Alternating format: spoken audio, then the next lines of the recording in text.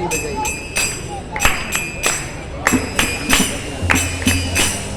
इसको सेटिंग करो पूरा पूरा पहला, सीधा करो, सीधा एकदम।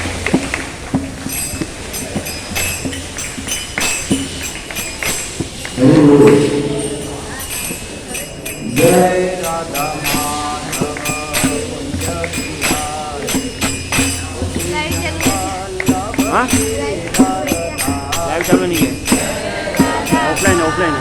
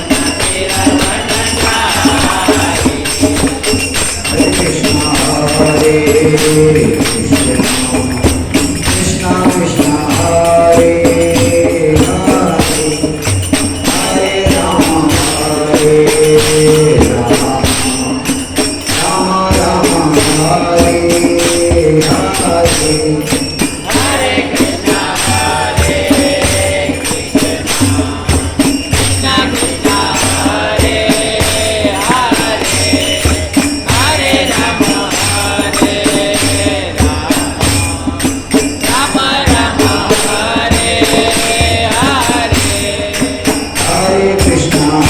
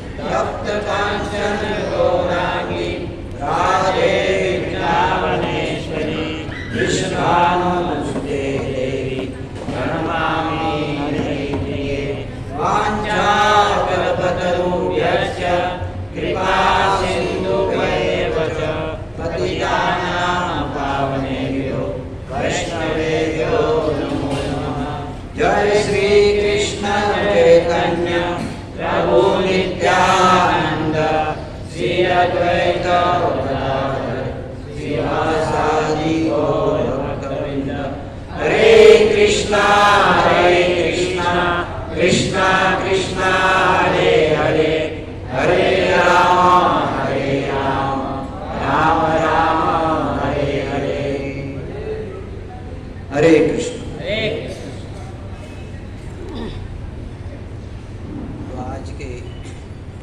हरि बोल। बीमार है क्या? हरि बोल। हरे कृष्ण।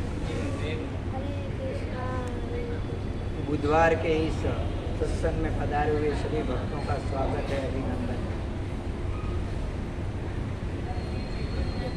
हरे कृष्ण।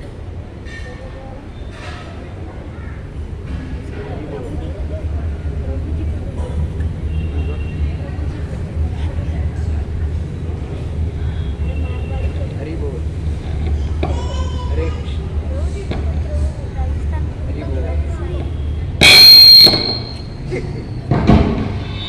हरे कृष्ण। हरे कृष्ण। हरि बोल। ठीक से बैठो। हरि बोल। एकदम सीधा।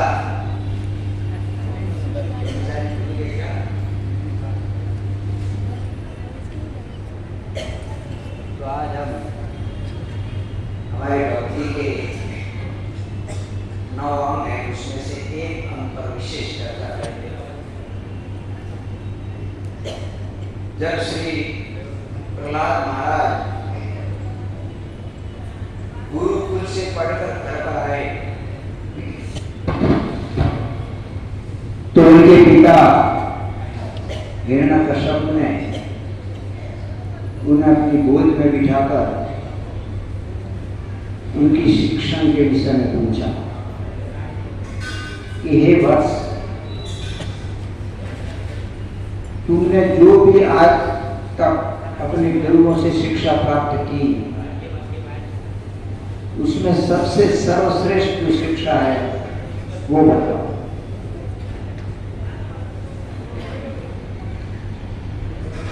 हिरण्यकश्यप के पूछने का आशय भिन्न था और प्रहलाद महाराज के समझने का आशय भिन्न था। हिरण्यकश्यप समझ रहे थे कि राजा का बेटा राजकुमार है तो निश्चित राजकारण के विषय में बताएगा, जो इनके गुरुकुल के गुरुओं ने बताया है ना, साम दाम दंड भेद, ये राजाओं के पुत्रों को शिक्षा दी जाती है। लेकिन प्रहलाद महाराज ने जब सुना कि तुम मेरे गुरुओं से सुना है, तो प्रहलाद महाराज अपना गुरु नारद जी को मानते हैं और जो नारद जी से सुना है वही बात कहेंगे। वैसे जहां हिरण्यकश्यप ने पढ़ाई के लिए भेजा, वहां के गुरु शुक्राचार्य के पुत्र शंड और अमर, लेकिन जो कि वो शिक्षा देते थे प्रहलाद महाराज उसको कोई विशेष महत्व नहीं देते। फिर प्रहलाद महाराज से पूछा तो प्रहलाद महाराज उत्तर देते हैं। ये दूसरी बार पूछा, उसका उत्तर पहली बार और एक बार पूछा था, लेकिन ये जब दूसरी बार पूछा, पहली बार पूछा तो क्या उत्तर दिया था? वही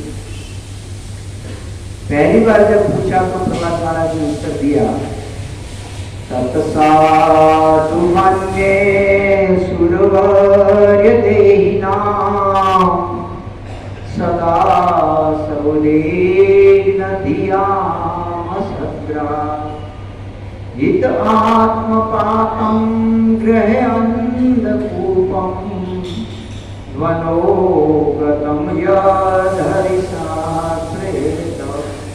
पहली बार ये उत्तर दिया था कि हे असुरों के राजा, मैं सबसे ज्ञान में इसको सबसे अच्छा मानता हूं। तत् साधु मन्ये, साधु मतलब अच्छा, मन्ये मानता हूं क्या? सदा सदुलीन धियाम सद्रा। हे असुरराज, जिन्होंने ये भौतिक देह धारण किए वे सदा चिंता में रहते हैं, उद्विग्न रहते हैं। क्यों? धिया असत ग्रह, धिया मतलब बुद्धि, उनकी बुद्धि असत वस्तुओं में फंस गई।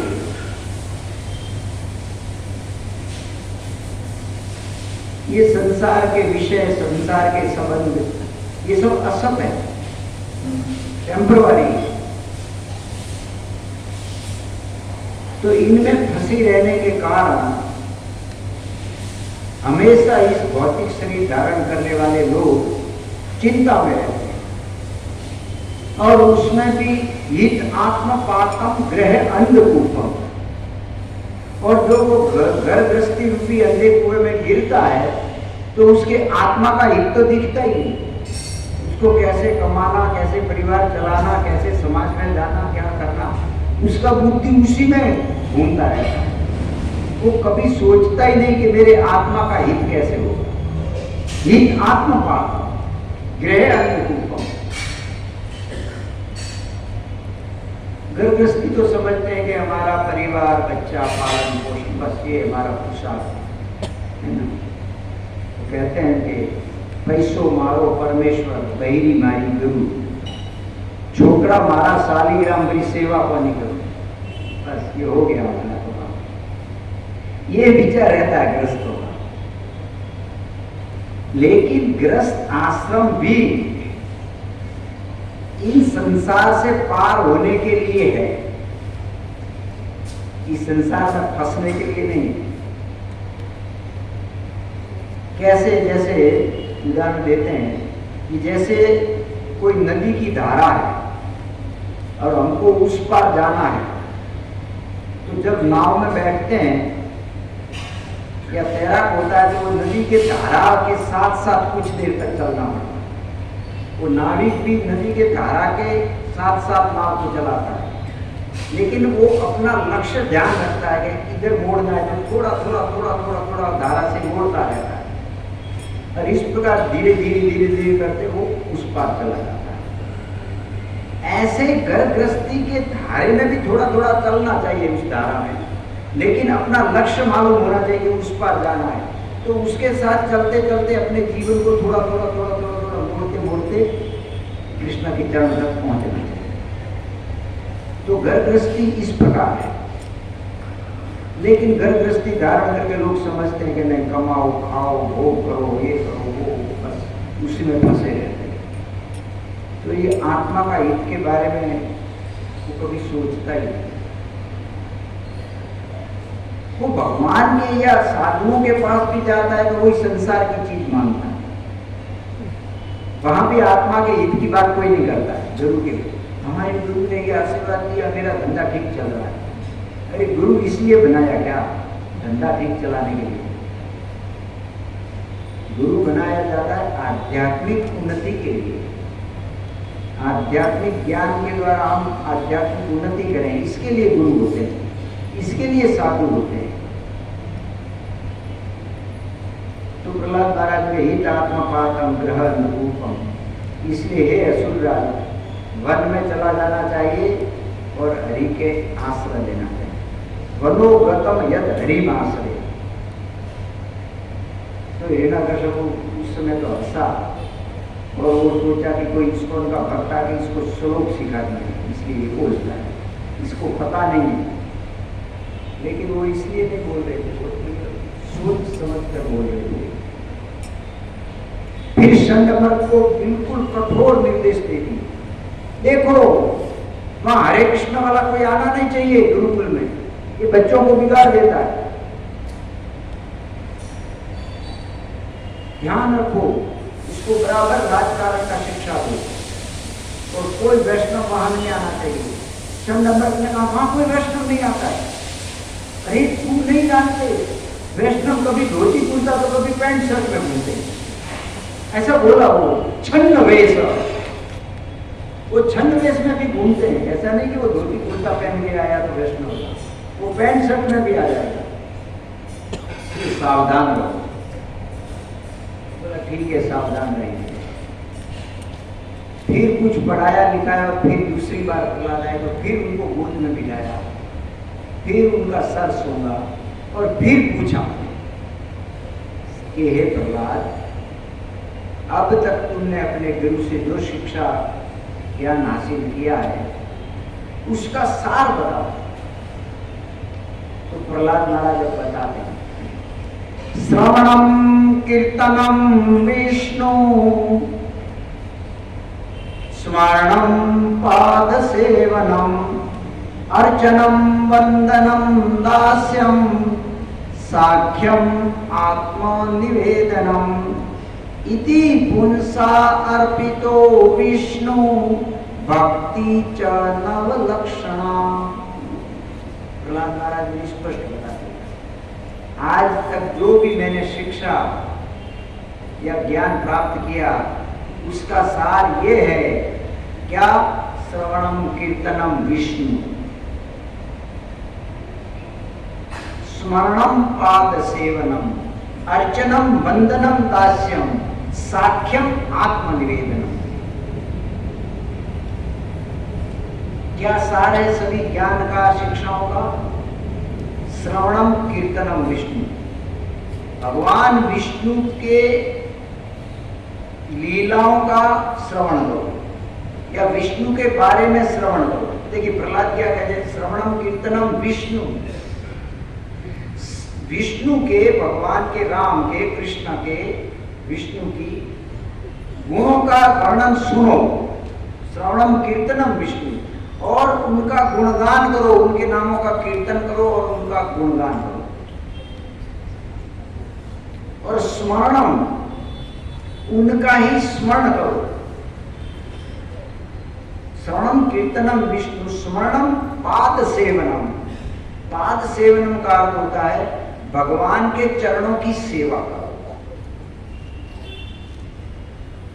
श्रवणम कीर्तनम विष्णु स्मरणम पाद सेवनम अर्चनम, अर्चनम का अर्थ होता है भगवान की पूजा करो, अर्चन करो, उनको सुबह उठ के नहलाना, उनका श्रृंगार करना, उनको पुष्प अर्पित करना, उनका श्रृंगार करो, उसके बाद उनका पूजा करो विधि अनुसार।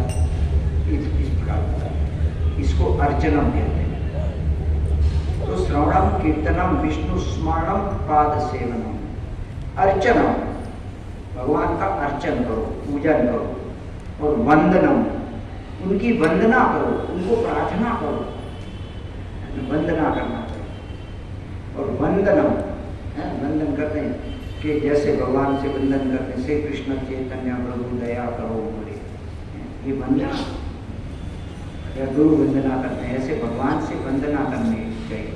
हे प्रभु, मैं इस संसार सागर में गिर पड़ा हूँ, मैं डूब रहा हूँ, आप कृपा कीजिए, आप मेरे पर ऐसी कृपा कीजिए, मैं संसार सागर से पार हो जाऊँ, मैं आपके चरणों की सेवा कर सकूँ, मैं आपका भक्ति कर सकूँ, ऐसा प्रार्थना, इसको वंदना है। और भगवान का बोलना तो वंदनम। फिर दास्यम, अपने आप को भगवान का सेवक मानना चाहिए।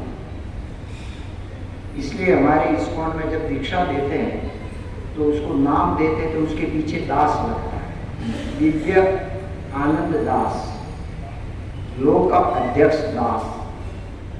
ये दास पीछे इसलिए लगाते हैं ताकि उसको हमेशा स्मरण रहे कि मैं मालिक नहीं हूं, मैं सेवक हूं। कुछ लोग कहते हैं हमारी चेतना अशुद्ध, प्रभुपाद जी लिखते हैं, जब हमारी चेतना शुद्ध होती है तो ये हमारा विचार होता है कि भगवान स्वामी है, मैं सेवक हूं। और जब जीव की चेतना अशुद्ध होती है तो उसको लगता है मैं मालिक हूं, मैं ही मालिक हूं, भगवान से क्या लेना देना, वो अपना काम करे, मैं अपना काम कर रहा हूं, मुझे भगवान से क्या मतलब। ये अशुद्ध चेतना का विचार है। तो शुद्ध चेतना, भगवान की दास्य सेवा करना। जिन हनुमान जी को पूरा विश्व पूजता है वो हनुमान जी भी अपने आप को राम का सेवक मानते हैं, दास मानते हैं। तो दास्यम। फिर साख्यम, साख्यम का अर्थ है भगवान को ही अपना मित्र मानना चाहिए, हितैषी मानना चाहिए। भगवान के अलावा कोई हमारा हितैषी नहीं है। ये हम सोचते हैं कि ये हमारा हितैषी है, कोई हितैषी नहीं है। एक बार एक शिष्य अपने गुरु के पास गया और उसने कहा गुरु महाराज मेरी पत्नी मुझसे बहुत प्रेम करती है, गुरु महाराज मेरी माँ तो मेरे लिए प्राण, गुरु महाराज मेरे भाई, मेरा वो ये। गुरु महाराज ने कहा तू बहुत बड़े भ्रम है। सब अपने अपने स्वार्थ से प्रेम करते हैं, कोई किसी से प्रेम नहीं करता। और जब अपने स्वार्थ में कुछ बाधा आती है तो उसी प्रेम करने वाले व्यक्ति के साथ झगड़ा हो जाता है। क्यों? स्वार्थ में बाधा आती है, कोर्ट तक चले जाते हैं, मारामारी तक चले जाते हैं, मर्डर तक हो जाता है, भाई भाई का मर्डर कर देता है, पति पत्नी में तलाक हो जाता है। क्यों? स्वार्थ में बाधा आ गई। जब स्वार्थ बाधित होता है तो कोई संसार का प्रेम टिकता नहीं है। इसलिए सब अपने अपने स्वार्थ से प्रेम करते हैं, कोई किसी से प्रेम नहीं करता। तो एक गुरु थे, उनको शिक्षा देना चाहते थे। तो एक बार वो गुरु ने कहा कि ठीक है कल मैं आऊंगा और तुम मरने का ढोंग करना। तो वो घर पे गया और बिल्कुल मरा ऐसा करके सो गया। और उसी समय गुरु महाराज गए। गुरु महाराज ने जाकर उसका हाथ देखा, परिवार वालों को, ये तो मर गया। अरे बोले आप महाराज है, साधु है, कुछ कीजिए कुछ कीजिए। बोला मैं कर सकता हूं, मैं कर सकता हूं। हाँ आप सब इनसे प्रेम करते? बोला बहुत प्रेम करते हैं। तो मैं एक इलाज कर सकता हूं, अगर इसके बदले में कोई अपना प्राण दे दे तो इसको मैं जीवित कर दूं। ये बोल रहा था कि पत्नी सबसे ज्यादा प्रेम करती है। पत्नी को बोला तुम अपना प्राण दो, मैं निकाल देता हूं और इसमें डाल देता हूं, ये जीवित हो जाएगा। नहीं, उसकी माँ को बोला, पिता को बोला, भाइयों को बोला, कोई तैयार नहीं हो, सब तू लड़ते। और वो सोया सोया सुन रहा है, यार ये तो बहुत प्रेम करते थे। और कभी कभी पत्नी तो कहती थी तुम तो हमारे प्राण हो, प्राण हो तो फिर दे दो हमको प्राण। एक बार क्या हुआ, एक व्यक्ति का पत्नी मर गया। पत्नी मर गया तो रो रहा था। तो 2-3 महीना हो गया तो भी कोई जाता है तो वो रो रहा। तो किसी ने कहा अरे भाई तेरी दादी मरी, तू 15 दिन भी नहीं रोया। तेरी माँ मरी, तू 10-15 दिन रो के चुप हो गया। अरे पत्नी मर गई तो 3 महीने से रो रहा है। वो क्या उत्तर देता है?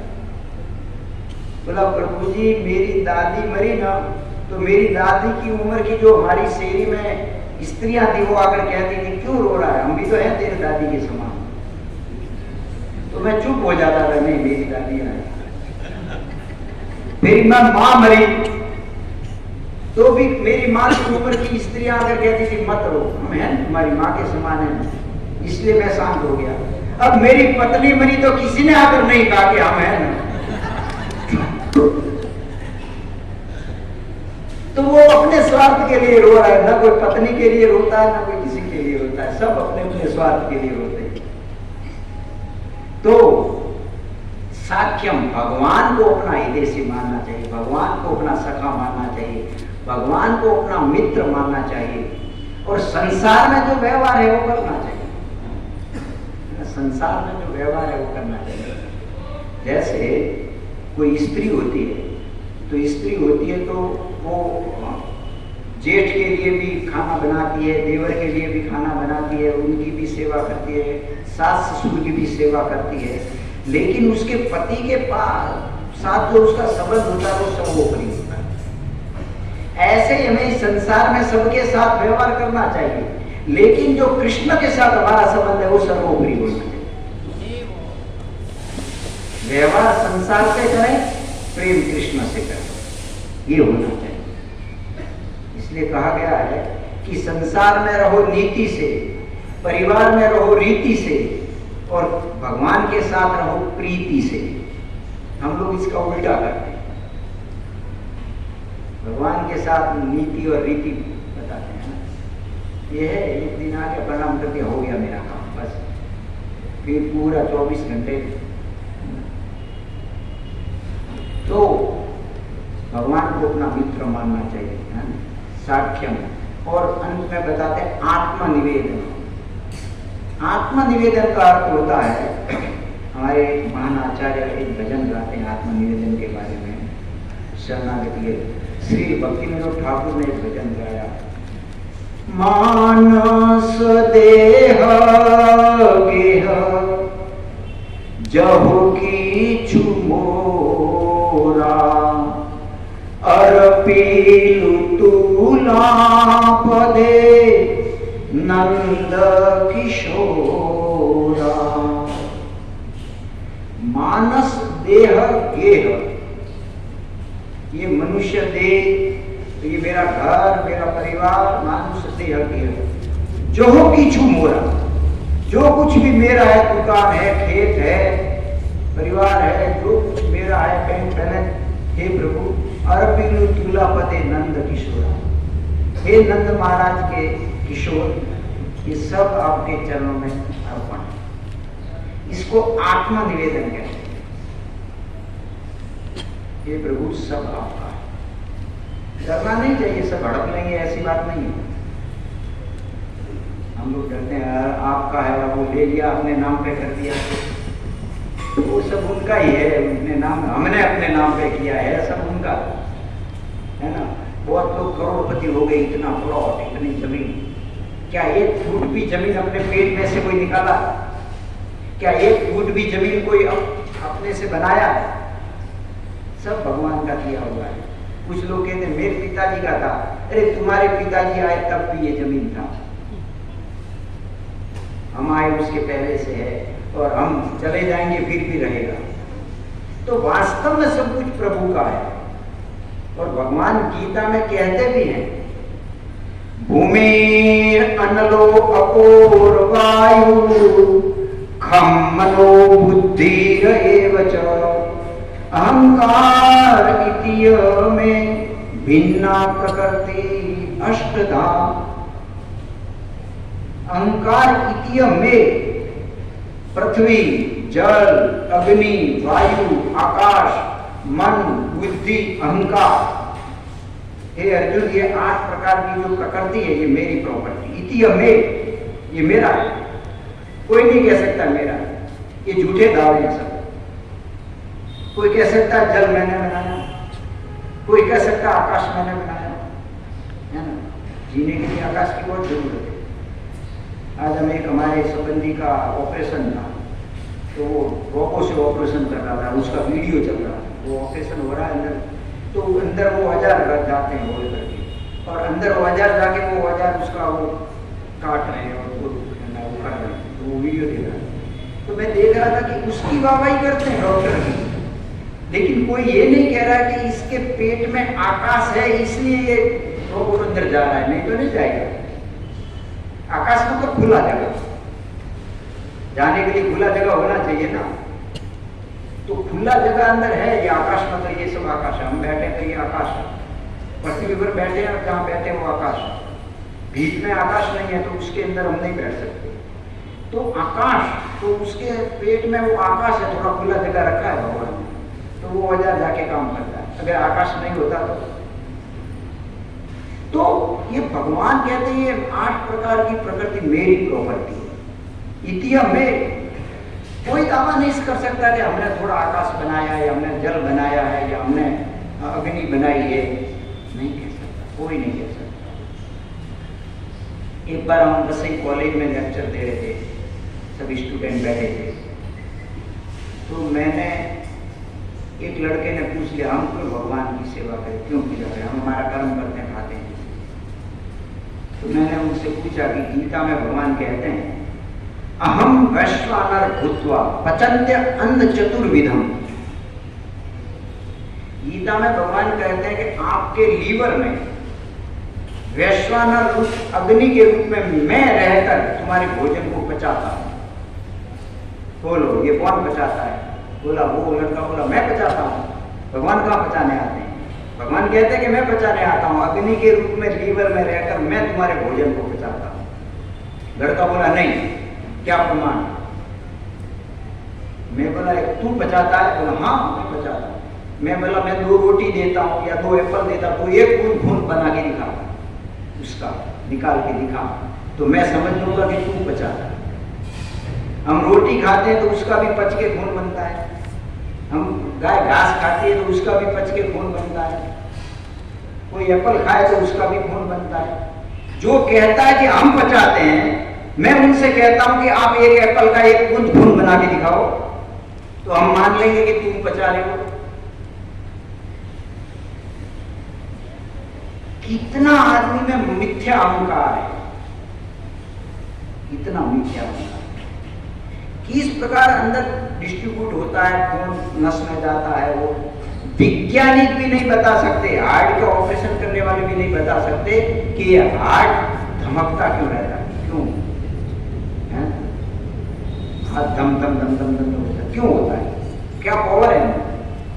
ये आत्मा है, उसके कारण होता है। जब आत्मा निकल जाएगा कुछ नहीं करते, सब जीरो। और आत्मा क्या है? परमात्मा का अंश।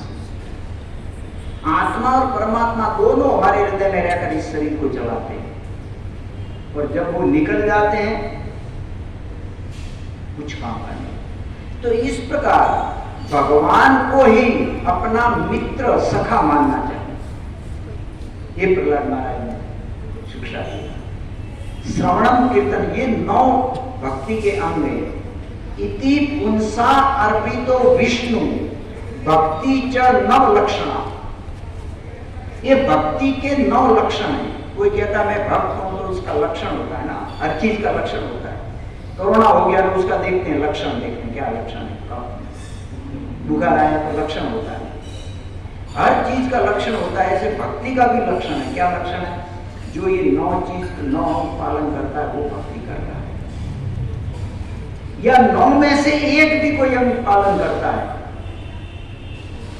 तो वो भी भक्त है, और वो एक अंग पालन करके भी सिद्धि प्राप्त कर सकता है, भगवान को प्राप्त कर सकता है। लेकिन हमारा इतना सामर्थ्य नहीं है कि हम एक अंग पालन करके भगवान को प्राप्त करें, ऐसा हमारा बुद्धि स्थिर नहीं है। बाकी 9 अंगों को पालन करके भगवान प्राप्ति करने वाले 9 आचार्य हुए। जैसे श्रवण, महाराज दीक्षित ने भगवत धाम प्राप्त किया मात्र श्रवण करके, मात्र सुना उन्होंने श्रीमद् भागवतम को, कृष्ण कथा को सुना और सुनते सुनते भगवत धाम चले। सुखदेव गोस्वामी ने कीर्तन, सुखदेव गोस्वामी को आरती वो अर्चना, उनका दृढ़ स्थिरता मन कीर्तन में, मतलब वो भगवान की कथा गुणगान करते थे, तो उन्होंने कीर्तन का आचार्य बन के भगवत प्राप्ति किया। श्रवणम कीर्तनम स्मरणम, प्रहलाद महाराज हमेशा कृष्ण का स्मरण करते थे, और मात्र स्मरण करके उन्होंने भगवान को प्राप्त किया। पाद सेवनम, लक्ष्मी जी को आपने देखा है ना, भगवान की चरणों की हमेशा सेवा करती है, पाद सेवन। और पृथु महाराज भी आते हैं, पृथु महाराज भी पाद सेवनम में आते हैं। बहुत सुंदर प्रसंग है ना। अभी सूरत में हमारा कथा था तो उसमें ये प्रसंग था पृथु महाराज का। सूरत मंदिर में ये कथा चलता है, पृथु महाराज का प्रसंग चलता है। तो पृथु महाराज कहते हैं भगवान से कि प्रभु लक्ष्मी जी भी आपके चरणों की सेवा करती है, मैं भी आपके चरणों की सेवा करूंगा। तो हमारे और लक्ष्मी जी में झगड़ा होगा, लक्ष्मी जी करने नहीं देगी, लक्ष्मी जी बोलते मेरा हक ले लो, मैं सेवा। तो प्रभु आप किसका पक्ष लेंगे? लक्ष्मी जी आपकी पत्नी है, मैं आपका भक्त हूं, और निश्चित चरणों की सेवा में लक्ष्मी जी और मेरे झगड़ा होगा। नहीं करने के लिए नहीं, करने के लिए, हमारे यहाँ नहीं करने के लिए झगड़ा होगा। मैं नहीं करूंगा, करना पड़ेगा, वहां पर करने के लिए झगड़ा होगा। तो भगवान तो चुपचाप मुस्कुरा रहे थे, लेकिन पृथु महाराज ने कहा कि प्रभु निश्चित उस समय आप मेरा पक्ष लीजिए, क्योंकि मैं दीन हूं, लक्ष्मी जी महान है, मैं बहुत छोटा है, तो आप हमेशा दीनों का पक्ष लेते हैं, मैं दीन, मेरा पक्ष लेते हैं। इस प्रकार पृथु महाराज भगवान से बात करते। तो पाद सेवनम और अर्चनम। अर्चनम में कौन है?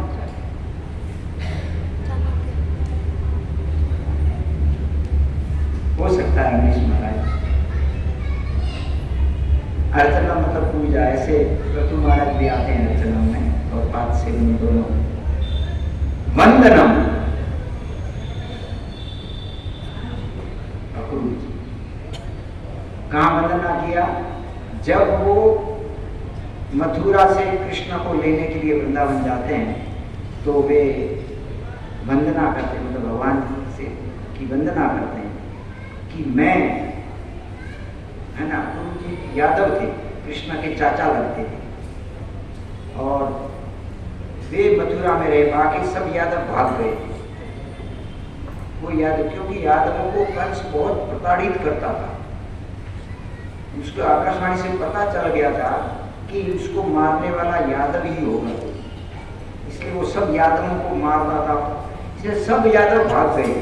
लेकिन अक्रूर जी रहे थे, क्योंकि अक्रूर जी कंस के मंत्री थे और अक्रूर जी इसलिए रहे कि भले कंस मेरे पर अत्याचार करे लेकिन मैं रहूंगा और कृष्ण प्रकट होंगे तो उनकी पाल लीला दे दूंगा। और बाद में जब कृष्ण गोकुल चले गए और 11 साल तक वृंदावन में लीला किया, उसके बाद कंस ने उनको बुलाया। कृष्ण मथुरा नहीं आए, अपने आप नहीं आए, कंस ने बुलाया। क्यों? मारने के लिए, आओ मुझे मारो। कहते हैं विनाश काले विपरीत बुद्धि। अरे तेरा मृत्यु है तो घर पे क्यों बुला रहा है, उधर ही रहने देना। लेकिन बुद्धि विपरीत हो जाता है। बोला कृष्ण को लेकर आओ, ये मैं यज्ञ करूंगा, उसमें जल्लादों के द्वारा मरवा दो। अरे तूने इतने बड़े बड़े असुर भेजे, सबका चूरमा कर दिया, क्या पता नहीं चला अभी तक।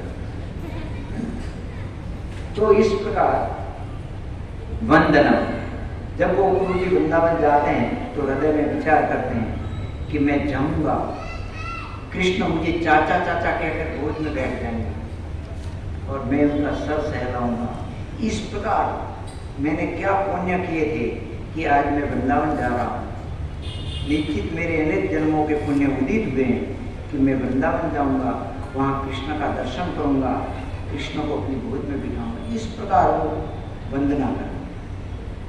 और जब जैसे ही गोकुल में प्रवेश किया, बहुत सुंदर प्रसंग है, सोने का रथ दिया था कंस ने अक्रूर जी को लुभाने के लिए, तो सोने के रथ में बैठकर जा रहे थे। जब जैसा ही उन्होंने गोकुल में प्रवेश किया, उसी समय गोधूली बेला हो चुकी थी। और गोधूली बेला में, गोधूली बेला उसको कहते हैं जब गाय गांव में प्रवेश करती है और धूली उड़ती है। गाय गांव में प्रवेश करती है, धूल उड़ती है, इसलिए उसको गोधूली बेला कहते हैं। तो बहुत शुभ मानी गई है गोधूली बेला। तो जैसे ही प्रवेश किया तो रथ से उन्होंने देखा कि कृष्ण के चरण ब्रज की रज में पड़े हुए, और जैसे कृष्ण के चरण देखे वो रथ से कूद गए और उस चरण में लौटने लगे। अब 9 लाख गाय कृष्ण के साथ चलती थी, कृष्ण आगे चलते थे, गाय पीछे चलती थी। लेकिन गाय भी कृष्ण के चरण पर अपना चरण नहीं रखती, इसलिए वो चरण ऐसे कैसे। गाय बहुत बुद्धिमान प्राणी है, ऐसे नहीं है गाय। हम लोग कहते हैं गाय का दूध पियो, गाय की सेवा करो। गाय जो है बहुत महान है, जिसके पीछे पीछे कृष्ण बिना जूता पहने भागते थे। जिन गायों के नाम पर ही उनके धाम का नाम गोलोक है। तो वो गाय बहुत तेज बुद्धिमान है। आप देखिए 100 गाय बैठी है और गाय का भले 2 दिन का बछड़ा है, वो अपनी माँ को ही जाके स्तन पिएगा। और भैंस है ना, भैंस का बच्चा होता है, वो कोई भी भैंस को जाके दूध पिएगा, वो पहचान नहीं पाएगा मेरी माँ कौन सी। लेकिन गाय का बछड़ा पहचान जाता है। तो गाय और भैंस का बच्चा है तो देखो वैसा बैठा रहता है, मरा हुआ पाड़ा, और गाय का बछड़ा देखो वो फुदकता रहता है पूरा दिन, ऐसा स्फूर्ति रहता है उसमें। क्यों? ये गाय के दूध में,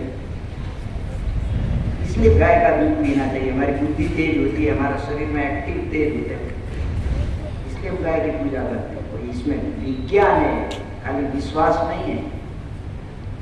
तो इस प्रकार अक्रूर जी वंदना के आचार्य वंदनम, तीर्थाश्यम हनुमान जी, साख्यम अर्जुन, अर्जुन कृष्ण को अपना सखा मानते थे, और आत्मनिवेदन बलि महाराज। बलि महाराज ने भगवान को वचन दिया कि मैं 3 कदम भूमि दूंगा। शुक्राचार्य ने मना किया, ये ब्राह्मण नहीं है, ये भगवान है, ये बहुत बड़ा खिलाड़ी है। ये 2 इतना छोटा छोटा कदम दिखा रहा है, जब मापने की बारी आएगी तो तेरा सब कुछ ले लेगा, और 2 कदम में ही तेरी तिजोरी साफ कर देगा, 2 कदम में तेरा सब ले लेगा, 2 कदम में ये तीनों लोग माप लेगा, इसलिए मना कर दे। शुक्राचार्य भी बहुत नीति से बोलते हैं कि 2 कदम में सब कुछ ले लेगा, फिर तीसरे कदम देने के लिए तेरे पास कुछ नहीं होगा और तू झूठा साबित होगा। तो सब कुछ लुटा के झूठा साबित होगा, सब कुछ बचा के झूठ बोल दे। ये शुक्र नीति है। देखिए अच्छी लगती है लोगों को।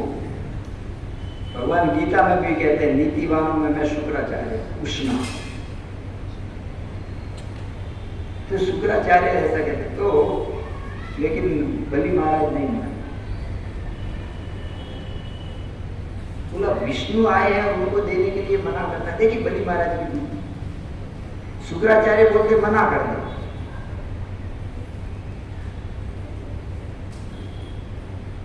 बलि महाराज क्या सोचते हैं? क्या रेलवे प्लेटफॉर्म का कोई भिखारी है जो मना करूंगा तो आगे चला जाएगा? ये विष्णु है, अगर मैं नहीं दूंगा उसको लेना है तो वो लेके रहेगा। उसके संकल्प को कोई तोड़ नहीं सकता। विष्णु के संकल्प को कोई नहीं तोड़ सकता। उनका संकल्प और उनका करना दोनों एक ही है। उन्होंने संकल्प किया है कि मेरा सब कुछ लेना है तो वो लेकर रहेंगे। मैं दूंगा तो वो मेरे हृदय में सोएंगे, नहीं दूंगा तो मैं रणभूमि में सोऊंगा, लेकिन वो लेकर रहेंगे। समझे इसका अर्थ?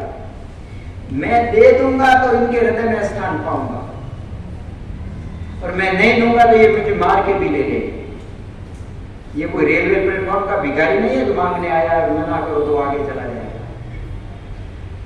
शुक्राचार्य इतना बड़ा ज्ञानी सिद्ध योगी होकर भी भगवान को तत्व से नहीं जानता है। बलि महाराज भक्त थे, भगवान को तत्व से जानते। और बलि महाराज ने देना प्रारंभ किया तो भगवान ने कदम बढ़ा के 2 कदम में सब कुछ ले लिया, तीनों लोग ले लिए। फिर भगवान ने कहा कि बलि तीसरा कदम कहाँ रखूं? अपने 3 कदम की बात हुई है। देखिए कितने बड़े कपटी है। इसलिए कृष्ण को गोपियां कृष्ण को बुलाना देती है। तुम हर अवतार में कपट किया है। राम अवतार में आए तो शूर्पणखा से शादी नहीं किया, लेकिन उसको ऐसा दंड दिया कि दूसरा भी कोई शादी ना कर सके। उसके नाक कान काट दिया। कौन शादी करेगा? तुमको नहीं करना था, ठीक है, मना कर दिया, लेकिन तुमने उसके नाक कान काट दिया, दूसरा कौन शादी करेगा? बेचारी का ऐसा होता। तुम कपटी हो। फिर बोलता वामन अवतार में तुम गोपियां कहती है कृष्ण से, तुम वामन अवतार में आए तो इतना छोटा छोटा कदम बनाया, उनको छल के ले लिया सब कुछ। और फिर बोलता है कि तीसरा कदम कहाँ रखूं? अरे तुम कपट करके ले लिया, तुम उसको पूछते हो तीसरा कदम कहाँ रखूं? लेकिन भगवान ने जब कहा कि तीसरा कदम कहाँ रखूं, तो बलि महाराज ने कहा कि मेरे सर से। सिद्धांत से बोल रहे। कैसे? जैसे आपको किसी ने 5 लाख रुपया डोनेशन दिया, तो जो देने वाला है उसकी कीमत 5 लाख से ज्यादा होती है ना? सही बात है ना? आपको जो कोई दान देता है, जो आपको दान दिया गया, वो दान से दानी की कीमत ज्यादा होती है। बलि महाराज के दोनों लोक ले लिए, लेकिन बलि महाराज ने दिए तो बलि महाराज का कीमत 2 लोक से भी ज्यादा है, तो मेरे माथे पे रख, मुझे भी ले। कहने का मुझे भी ले। और इस प्रकार इसको आत्मनिवेदन कहते हैं। ये 2 लोग भी आपके और मैं भी आपके। और जब बलि महाराज ने सब कुछ दे दिया तो भगवान ने उनको सूतल लोक दे दिया, जो स्वर्ग से भी ज्यादा श्रेष्ठ। और भगवान उनके द्वारपाल बन गए, द्वारपाल बन गए, भगवान द्वारपाल बन गए। इसलिए वो रक्षाबंधन आता है, मालूम है उसकी लक्ष्मी जी जाती है बलि महाराज के पास और बलि महाराज को राखी बांधती है भाई को। तो बलि महाराज पूछते हैं कि बहन क्या दूं? तो बोला तुम्हारे जीजा जी को दे दूंगी, रखा है। तो इस प्रकार वामन देव वहां बलि महाराज के पहरेदार रहे, द्वारपाल बन गए। तो आत्मनिवेदन, इसको आत्मनिवेदन कहते हैं। तो इस प्रकार ये भक्ति के 9 अंग। भगवान विष्णु के बारे में श्रवण करना पहला अंग। सबको भगवान के बारे में सुनना चाहिए और भक्ति सुनने से ही प्रारंभ होती है। जैसे आप लोग सुन रहे हैं तो आप श्रवण भक्ति कर रहे हैं, मैं बोल रहा हूं तो मैं कीर्तन भक्ति कर रहा हूं, हम दोनों भक्ति कर रहे हैं। तो श्रवणम कीर्तनम, सुनना ज्यादा चाहिए, बोलना कम चाहिए। भगवान ने 2 कान दिए, क्यों? सुनो ज्यादा, बोलो कम। आजकल लोग है ना, बोलना ज्यादा चाहते हैं, सुनना कम चाहते हैं। आप किसी को भी कोई बात बोलो तो बड़ बड़ बड़ बड़ बड़ बड़ बड़, चुप ही नहीं होगा। अरे भाई, आपको चुप होना पड़ेगा। तो सब बोलना चाहते हैं ज्यादा, ज्यादा बोलो मत, ज्यादा सुनो और कम बोलो। इसलिए 2 कान है, मतलब ज्यादा सुनो। तो श्रवण और कान इंद्रिय इतनी सभी इंद्रियों में पावरफुल है। ऐसे तो भक्ति में ठाकुर कहते हैं तार मध्य जीवा, लेकिन वो भोगों में, लेकिन इंद्रियों में सबसे तेज इंद्रिय श्रवण इंद्रिय है। मालूम है, आदमी जब रात को सो जाता है, हरि बोल, ये भी सो गया क्या? हरि बोल। हम जब सो जाते हैं तो हमारी सब इंद्रियां ठप हो जाती हैं। आपके घर में कोई चोरी करना है, आप नहीं देख पाते और बोलना भी बंद हो जाता है। तो ये सब इंद्रियां, आंख, कान, नाक सब ठप हो जाती है, लेकिन ये श्रवण इंद्रिय खुला रहता है। अगर चोरी करने वाले ने कुछ आवाज कर दिया तो आपको पता चल जाएगा, या सोए कोई बात बैल मारेगा तो आप तुरंत उठ जाते हैं। तो आप सोए हैं लेकिन ये इंद्रिय जागृत रहती है। तो श्रवण इंद्रिय बहुत पावरफुल है। आप सोए हुए हैं तो भी जगाती है और जागे हुए को भी जगाती है। अगर भगवान के बारे में सुनोगे तो जगे हुए को जगाएगी। इसलिए सबसे ज्यादा भगवान के विषय में सुनना चाहिए। भगवान कौन है ये भी जानना चाहिए। भगवान कौन है? कलयुग में बहुत भगवान आ गए, रोज ये 2-4 नए भगवान आ गए, तो बहुत सावधान रहना चाहिए।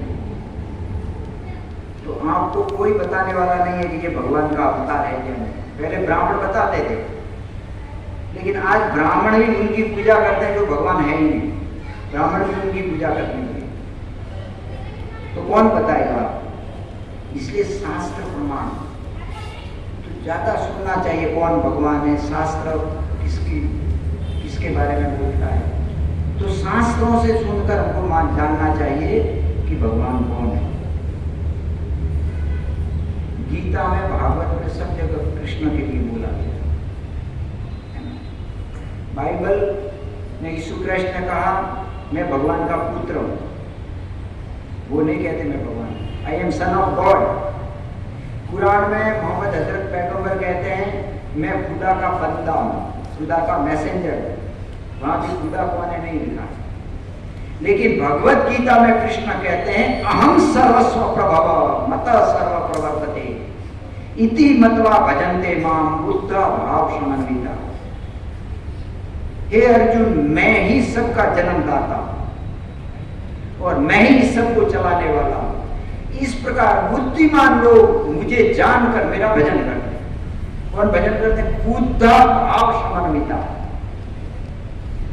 वो का नहीं, वो का तो और किसी का, पापा का, बापू का वो सेवा करता है। इसलिए भगवान ने स्पष्ट किया, इति मत्वा भजन्ते माम बुद्ध भाव समन्विता।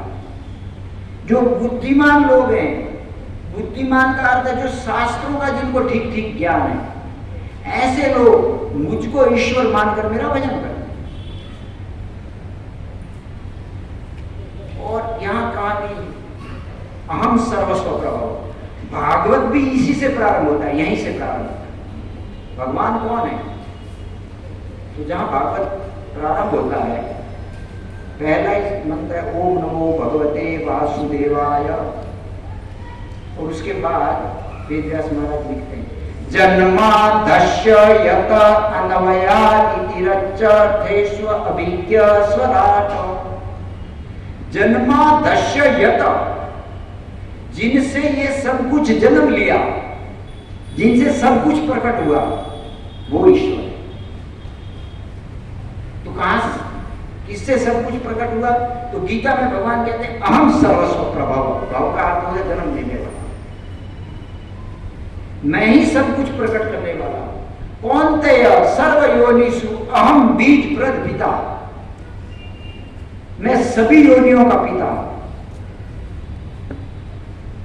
तो इस प्रकार बुद्धिमान लोग शास्त्र से जानकर भगवान के बारे में और उनका भजन करते हैं।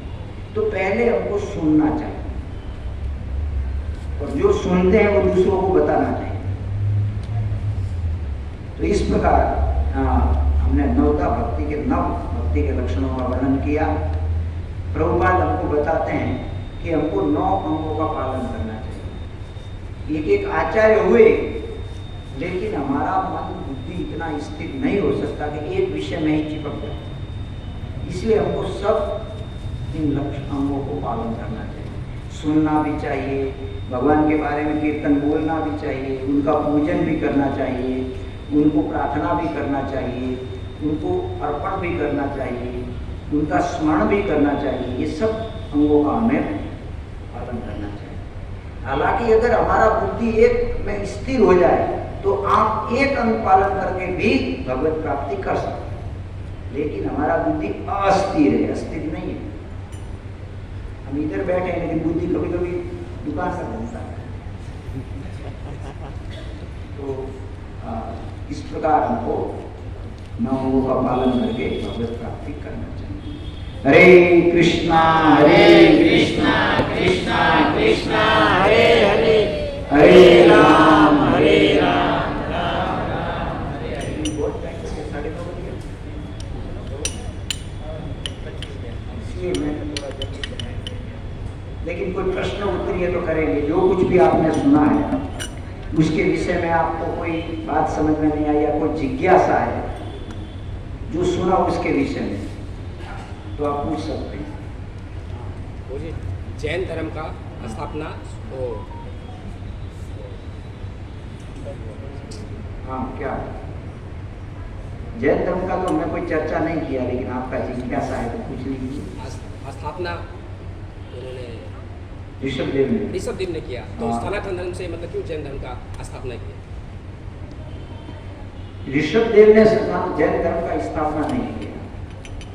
ऋषभदेव जो थे, और ऋषभदेव के बाद भागवत में लिखा गया है, ये 5वें स्कंद में ऋषभदेव का चरित्र आता है।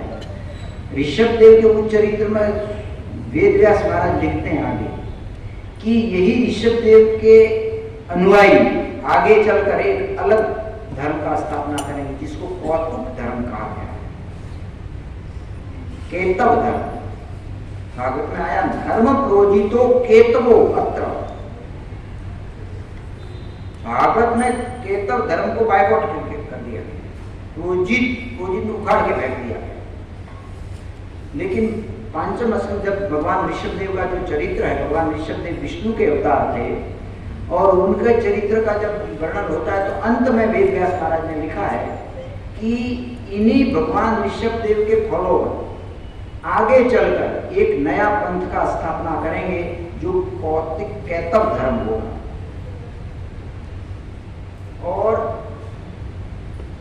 उसी को टीका में लिखा गया कि यही केतव धर्म जो है वो जैन धर्म है। इन्हीं ऋषभदेव के फॉलोवर एक हुए अरिहंत।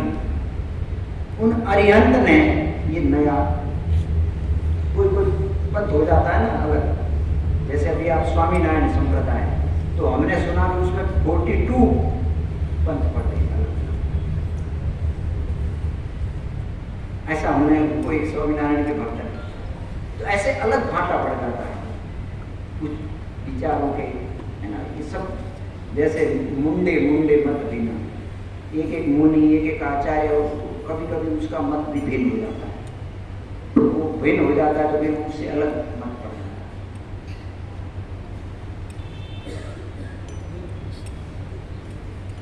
हाँ जी, सब बोलते हैं बराबर है? कि गुरु होता है, हाँ गुरु भगवान की प्राप्ति करवाता है। हाँ तो ये शुक्राचार्य तो जानते थे कि विष्णु है, हाँ। तो उसका शिष्य को बोलना चाहिए ना कि तुमको भगवान का इससे प्राप्ति होता है, तो ऐसे गुरु आज भी हैं, तो मना क्यों कर रहे हैं? आज भी ऐसे गुरु हैं। बोले हरे कृष्ण उधर मत जाओ, उधर की तो साईं बाबा में आओ, ऐसे गुरु आज भी है। वो उनका नाम है शुक्र मतलब वंशज, वंशावली है वो। और शुक्राचार्य जो है वो गुरु नहीं है, वो पुरोहित है। कुल पुरोहित होते हैं ना, वो आध्यात्मिक गुरु नहीं है, कुल पुरोहित है, असुरों के कुल पुरोहित है। शुक्राचार्य असुरों के गुरु है और बृहस्पति देवताओं के गुरु है।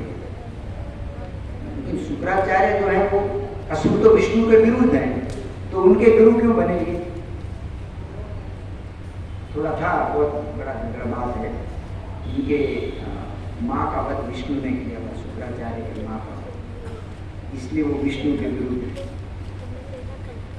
कई ऐसे गुरु आज भी हैं, कई गुरु हैं। हमारा भी एक राजस्थान में कथा चल रहा था, एक व्यक्ति ने बहुत बड़ा भवन बनाया अपने लिए, तो मुझे याद आया इंद्रप्रस्थ जैसा बनाया। तो वह माता जी ने बोले ये इंद्रप्रस्थ क्या है, इसका ही मुझको कथा, ये क्या है इंद्रप्रस्थ? तो मैंने इंद्रप्रस्थ का पूरा कथा सुनाया। तो इंद्रप्रस्थ की कथा सुनाते समय मैंने राजसूय यज्ञ का वर्णन किया। तो राजसूय यज्ञ में कृष्ण अग्र पूजनीय है, इसके लिए विवाद हुआ। वहां ब्रह्म ऋषि थे, राज ऋषि थे, देव ऋषि थे, और यहाँ तक बोले कि कुछ देवता भी थे।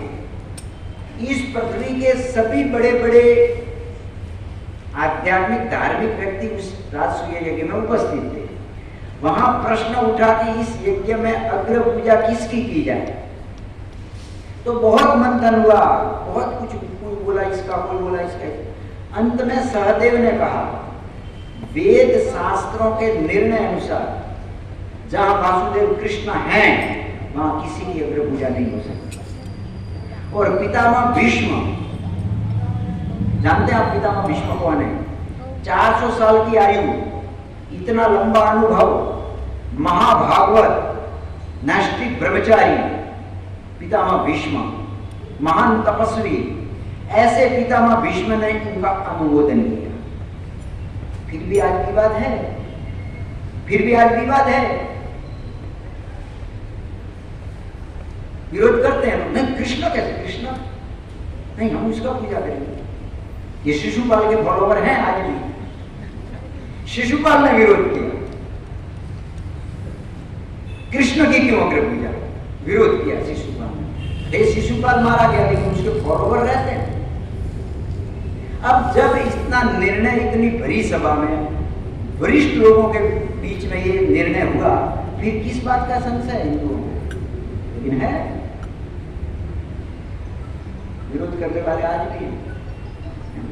अब जैन समाज में ना बोलो कृष्ण नरक में पड़ेगा, तुमने देखा क्या? तुम्हारे पास कोई दूरबीन है क्या नरक में देखने का? कृष्ण नरक में अभी 400 साल पहले मीराबाई के मिले, संत तुकाराम को विमान भेजा लेने के लिए, और नरसिंह मेहता का मामेरा भरने 21 बार आए, तो क्या तुमने उनको बैल दिया था क्या? कैसी कैसी पागलपन वाली लोग बात करते हैं। तो हैं शिशुपाल के फॉलोवर, हिरण्यकशिपु के फॉलोवर, जब प्रहलाद महाराज ने कहा श्रवणम कीर्तन विष्णु, तो हिरण्याकश्यप ने प्रहलाद को उठाकर जमीन पर पटक दिया जोर से, पूरा मार डालो, उसको काट दिया। ये विष्णु की भक्ति की बात कर रहा है। तो हिरण्याकश्यप जैसे आज भी लोग होते हैं फॉलोवर के, करते हैं विरोध, तो ये परंपराएं खत्म नहीं होती। अब देखिए शिशुपाल का वध किया भगवान ने, और शिशुपाल का वध किया तो शिशुपाल में से आत्मा निकला तेज, और कृष्ण के चरण में समा गया।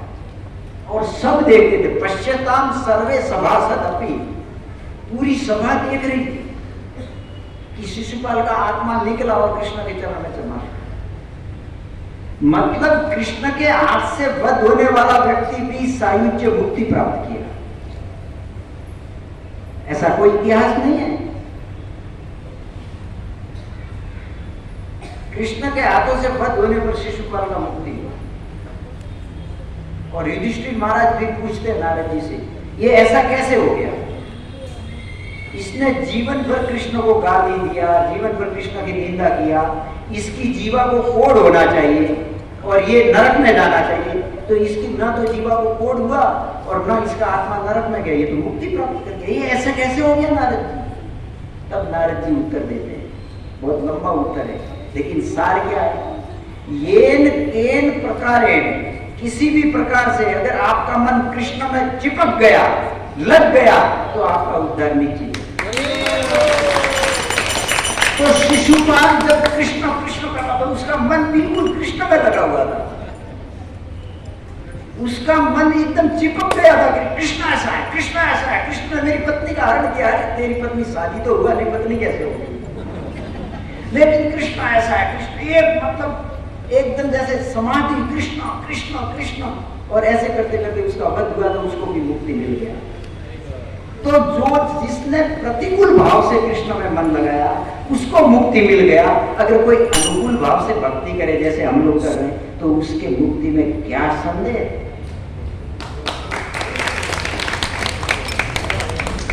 इसलिए हमको मन कृष्ण में लगाना चाहिए, विशेषकर कलयुग में मन लगेगा भगवान के नाम जप और कीर्तन से। हरे कृष्णा कृष्णा कृष्णा हरे हरे, हरे राम राम राम हरे हरे। ठीक है, और कोई कैसा? ठीक है, माताओं का कोई? तो यहाँ बैठे सब ठीक से जप करते हैं? मेरा विनती है जो नहीं करते हैं वो प्रारंभ करें। बहुत पवित्र मास चल रहा है आध्यात्मिक उन्नति के लिए, चतुर्मास भी है, और उसके साथ साथ 18 तारीख से पुरुषोत्तम मास और श्रेष्ठ मास है। जो अपनी भक्ति बढ़ाना चाहते हैं उनके लिए ये दोनों महीने बहुत श्रेष्ठ हैं, चतुर्मास और पुरुषोत्तम मास। तो इसमें चतुर्मास व्रत का पालन करना चाहिए। सबको 4 महीने में 4 वस्तुओं से दूर रहना चाहिए। जैसे पहले महीने में कोई भी पत्ता वाला सब्जी नहीं खाएं, धनिया, मेथी, पालक जो पत्ता आता है वो इस पहले श्रावण महीने में नहीं खाना चाहिए। फिर दूसरे महीने में ये सब्जी चालू होगा, दही का सेवन नहीं करना चाहिए। फिर तीसरे महीने में दही ले सकते हैं, दूध सेवन नहीं करना चाहिए। फिर चौथे महीने में ये तीनों चालू होगा और उड़द की दाल नहीं खाना चाहिए। ये 4 महीने में 4 चीज, ये विश्वास नहीं, ये विज्ञान है, पूरा पूरा साइंटिफिक है। ये 4 चीज, और ज़्यादा से ज़्यादा भगवान के नाम का जाप कीर्तन करें। सुबह ब्रह्म मुहूर्त में उठना चाहिए और ब्रह्म मुहूर्त में उठकर स्नान करें। स्नान करने के बाद तुलसी जल अर्पण करके सबको जप करना चाहिए। हो सके तो प्रजप नहीं करना चाहिए इन महीनों में। प्रजप मतलब बहुत संसारिक बातें, फालतू बातें नहीं करना चाहिए, किसी का निंदा नहीं करना चाहिए, और हो सके तो धामवास करना चाहिए। ज़्यादा भगवान की कथा सुने, सत्संग में गाएं, और ज़्यादा से ज़्यादा भगवान की सेवा करें, पूजा करें, दान दें। ये विषयों में, क्योंकि इस चतुर्मास और पुरुषोत्तम मास में आप जो भी धार्मिक क्रिया करते हैं उसका अनेक गुना फल भगवान प्रदान करते हैं। इस समय का प्रभाव है। तो इसलिए इस महीने में जो भी आध्यात्मिक उन्नति करना चाहते हैं, भक्ति में आगे बढ़ना चाहते हैं, वे कुछ नियमों का पालन करें कुछ नहीं करना है, कुछ करना है। सबको ग्रस्त हैं तो ब्रह्मचर्य व्रत का भी पालन करना चाहिए। ये ग्रस्तों के लिए बहुत जरूरी है ना। ये पवित्र मास में ब्रह्मचर्य व्रत का पालन करें, भोर में उठकर स्नान करें, जप करें, भगवान का पूजा करें, तुलसी महारानी की अर्चन करें, सेवा में उनको जल दें, तुलसी दान भी दे सकते हैं, वो भी बहुत बड़ी महिमा है उसकी। और कई भक्त लोग व्रत भी लेते हैं, एक टाइम खा सकते हैं। जो भी अपने शरीर के अनुसार हमको इस महीने में जरूर नियम पालन करना है। जैसा अपना शरीर मानता है उसके अनुसार हमको ये व्रत में कोई न कोई पालन करना चाहिए और आध्यात्मिक उन्नति करना चाहिए। विशेषकर जो जप करते हैं थोड़ा ज़्यादा जप करें, और जो नहीं करते हैं उनसे विनती है कि कम से कम आप प्रारंभ कीजिए भगवान के नाम का जप। ठीक है, हरे कृष्ण।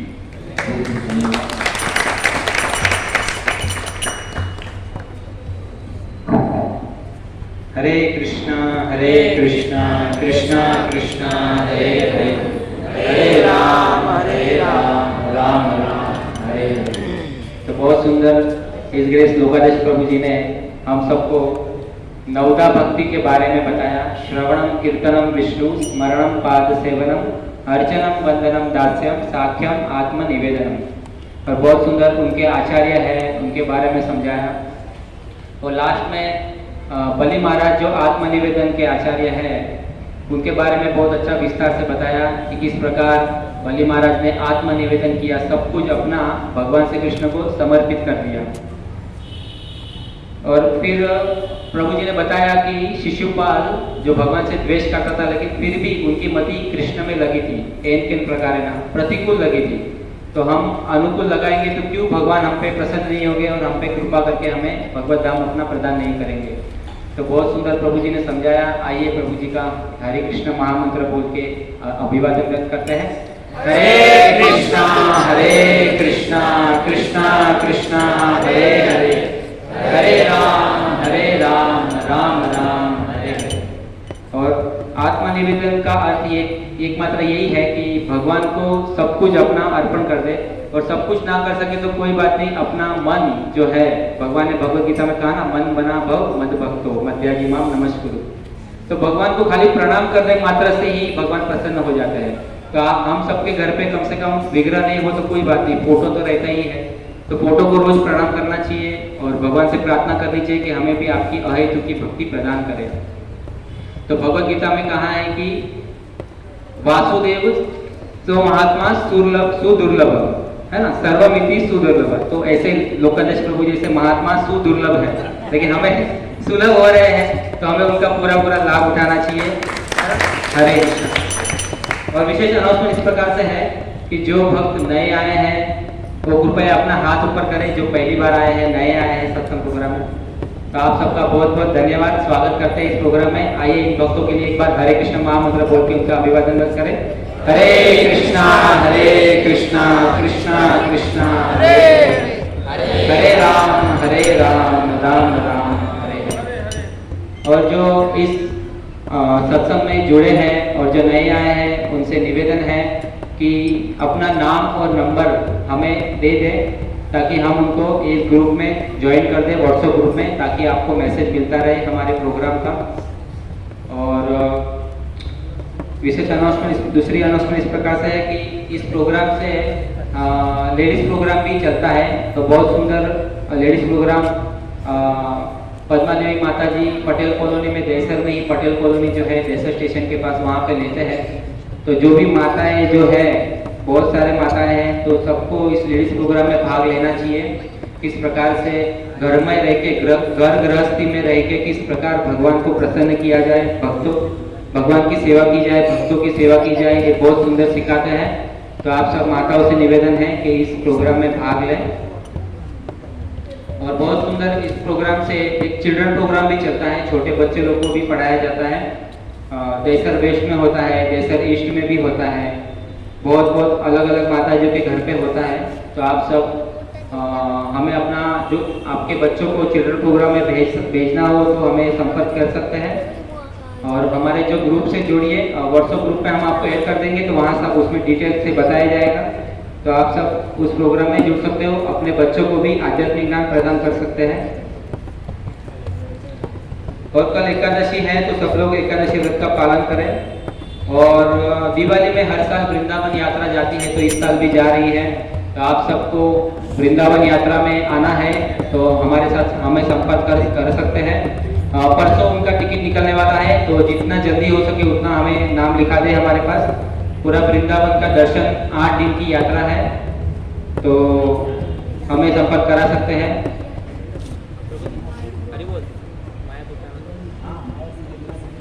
और दिवाली में मायापुर और जगन्नाथपुरी की भी यात्रा है। जो हमारे लोकाधीश प्रभु है वही लेके जाने वाला है, तो उनका भी संग अगर करना चाहे, मायापुर जगन्नाथपुरी यात्रा करना चाहे, तो प्रभु जी से संपर्क कर सकते हैं, दिव्यानंद प्रभु से। दिवाली में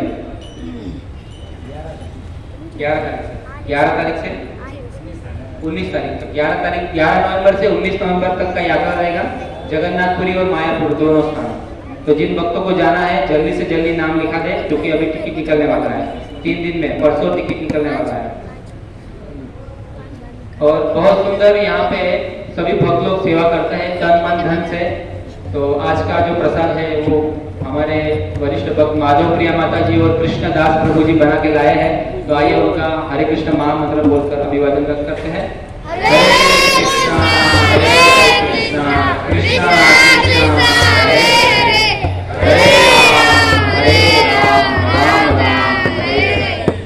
प्रभु जी ने जिस प्रकार बताया कि जो माला करते हैं वो अधिक माला करें, और जो माला नहीं करते हैं वो कृपया माला करना चालू करें, क्योंकि इस हरे कृष्ण महामंत्र से ही हमारा हृदय शुद्ध होता है, पवित्र होता है, और हम भगवान से जुड़ सकते हैं। और आप सभी से निवेदन है कि इसी प्रकार आते रहिए और हमें सेवा का लाभ देते रहिए। और जो नए भक्त है जो ग्रुप में ऐड नहीं है, अभी भी नाम नहीं लिखवाया, वो कृपया हमें नाम लिखवा दे, तो हम उनको ग्रुप में ऐड कर देंगे। ठीक है, हरे कृष्ण। सभी के लिए महाप्रसाद है, महाप्रसाद लेके जाइए। हरे कृष्ण। 5 मिनट कीर्तन करेंगे, उसके बाद महाप्रसाद।